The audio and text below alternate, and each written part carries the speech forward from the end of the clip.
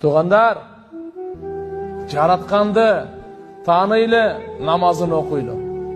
Намаз оқысаңыздар жашоо өтө берет. Оқысаңыздан өтө берет, оқысаңыздан өтө берет.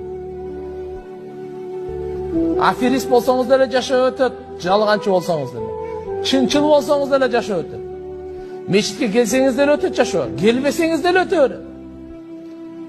Ууру болсаңыз деле өтөт. Ууру болбосоңуз деле өтөт.